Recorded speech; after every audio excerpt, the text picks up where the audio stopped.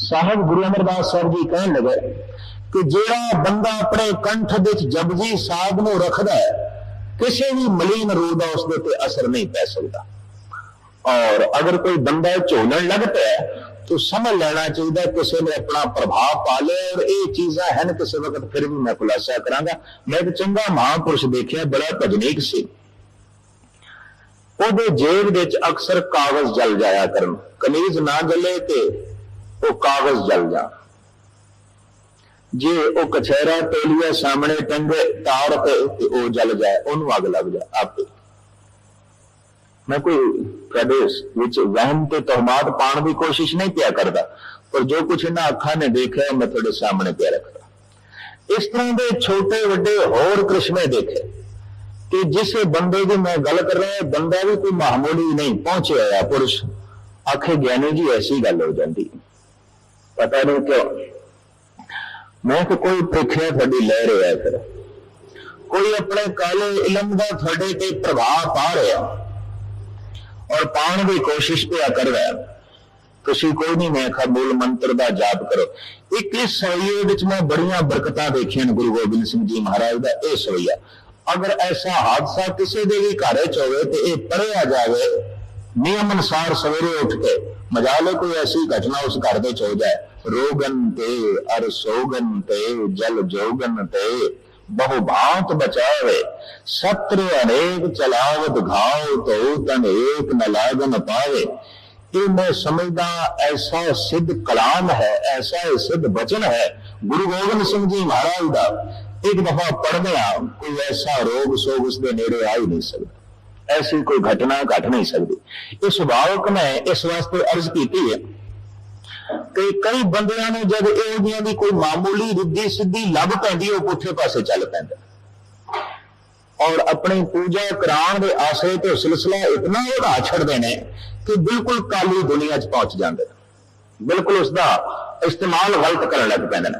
कहते ने विज्ञानिक जब गलत सोचेगा तो की बनाएगा, हाइड्रोजन बम बनाएगा जिहदे नाल सारी दुनिया ने मर जाना।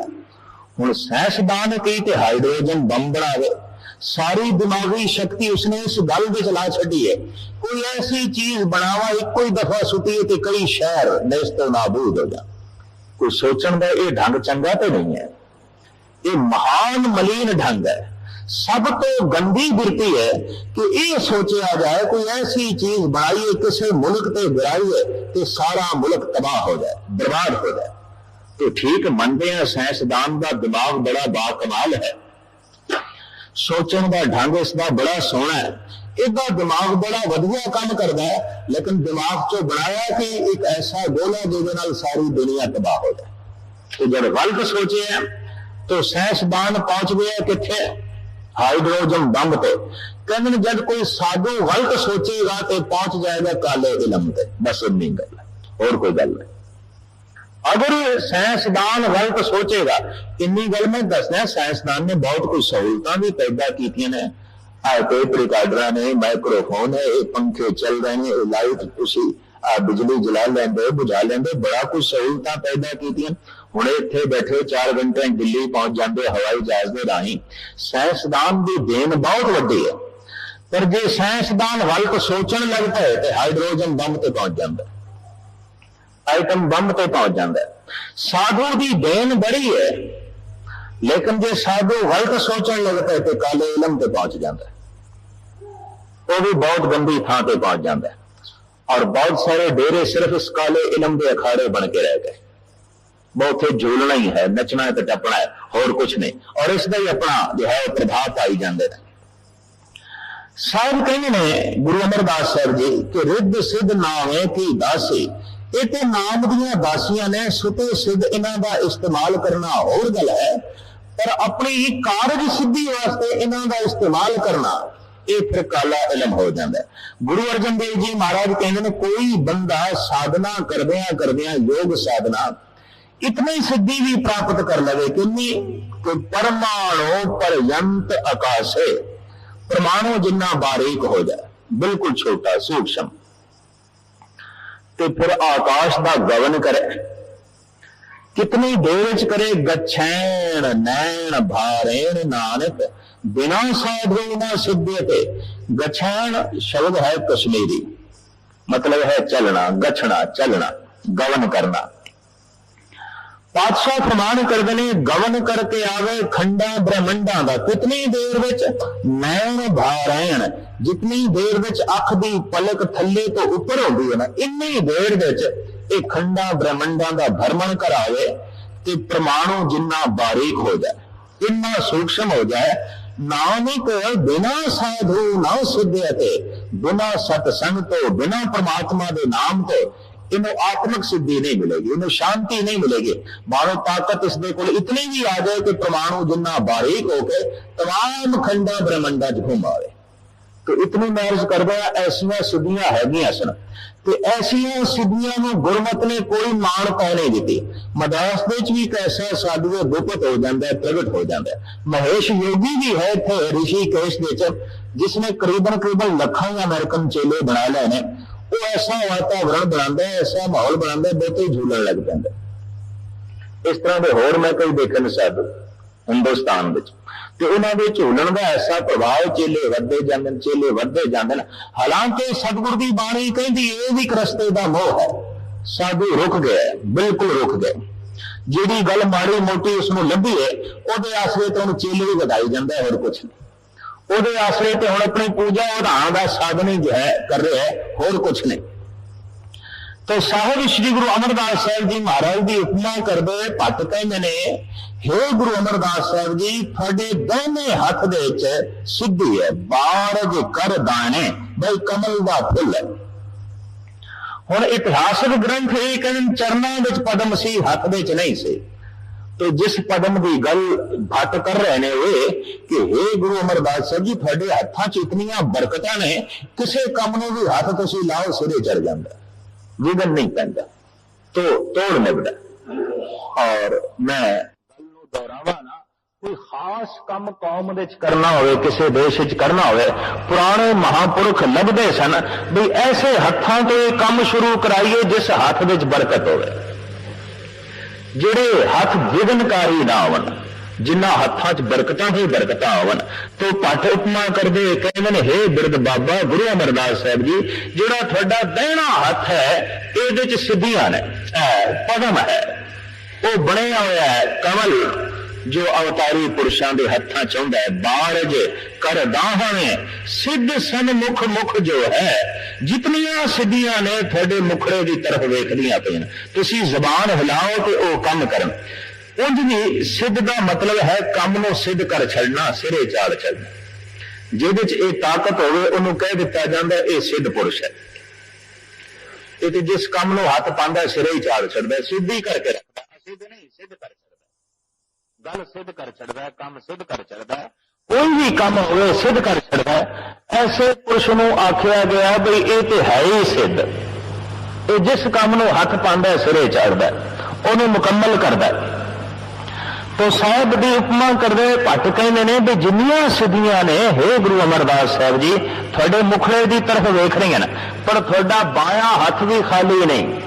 जिथे दैने हथ दे पदम है उत्थे बाएं हथ दे की है। और मैं अर्ज करदा हां, अवतारां दी एवें नहीं पूजा होंदी, गुरुआं दी एवें नहीं पूजा होंदी। कोई गल है, कोई सिलसिला है। वली कधारी ने उपरों पत्थर सुटिया, बाबे ने इंज हथ कीता ते पत्थर मोह मोह गया। अज भी एक प्रतीक बने हुआ है। ऐसा नहीं कि बाबे ने करामात दिखाई है, बाबा करामात की मूर्ति है। ये जाहिर कला न छपे न छपाई। हाथ जिथे जाणगे हथां चों बरकतां निकल रही हैं, हथां चों असीस निकल रही है, हथां चों ऐसियां लहरां निकल रही ने जो संसार नूं बचा सकदियां ने। ते बाबे नूं कौन मारे इस डंग दे नाल? तो बाबे ने हथ कीता। हसन अब्दाल पंजा साहब गुरुद्वारा अज भी मौजूद है, जिन्हों अज भी बड़े बड़े मुसलमान भी सजदा करते हैं, मत्था टेकते। मैं उस दिन ननकाना साहब देख के दंग रह गया सी कि जिहड़े पाकिस्तान गौरमेंट दे एक मिनिस्टर आए सन, भावलपुर के इलाके दे सन, उन्होंने तकरीर भी की ते उन्हां नाल जिहड़ी आई हुई उन्हां दी बेगम से उन्हें बकायदा सहरा चढ़ाया गुरु ग्रंथ साहब जी नूं, माया भी अगों रखी और बकायदा परिक्रमा भी की। ये मैं पाकिस्तान की गल पे कहना, आज की गुरुपुरब ते मैं देखता रहा, मैं कहा वाहिद घर ये गुरु नानक दा कि अज भी अनमतियां च भी शरदा है कि ये वली अल्लाह है सारियां दा। ये मैं इन्हां अखां नाल वेख्या, सारियां ने वेख्या। फिर वो आप बाद विच मिनिस्टर बोलिया, कहंदा ठीक है ये वली अल्लाह सांझा सी और उहदी गल बड़ी सांझी है। कहने लगे मैनू फखर है कि मैं उसके सांझे घर विच अज खड़ा होके कुछ कह रहा, और ऐसी गल आखदियां उसदी अखां भी भर आईयां। संसार का वाहिद रहबर है जिहदे बारे हर मनुख के मन में ख्याल पैदा हो जाता है, ये साडा अपना है, ये साडा अपना है।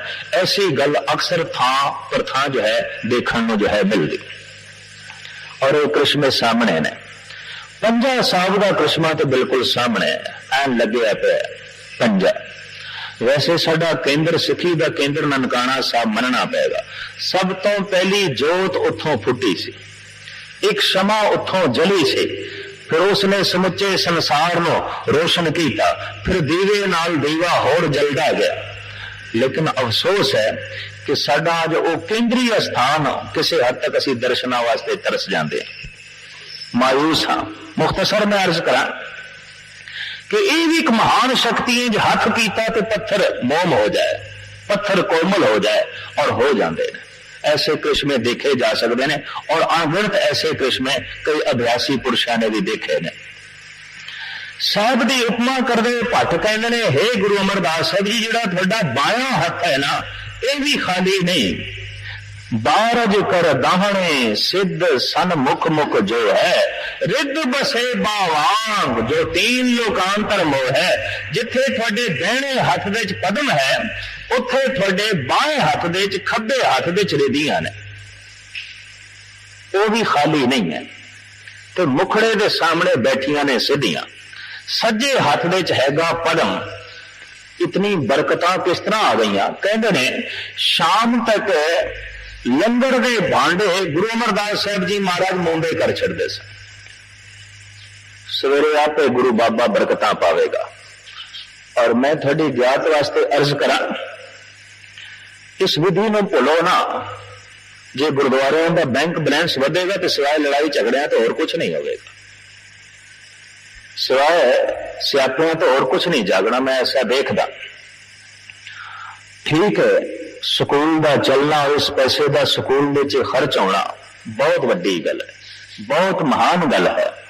लेकिन ये पैसा उन्होंने तो भी खर्च हो जिहड़े कौम में कोई यतीम बच्चे रह जाते, जिन्हों दे वल्दियत नहीं रहिंदी, जिन्हों का कोई सरप्रस्त नहीं रहिंदा।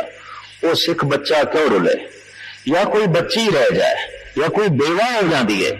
आपको पता है कलगीधर पातशाह की कहते सन, गरीब दी गोलक मेरा मुंह है।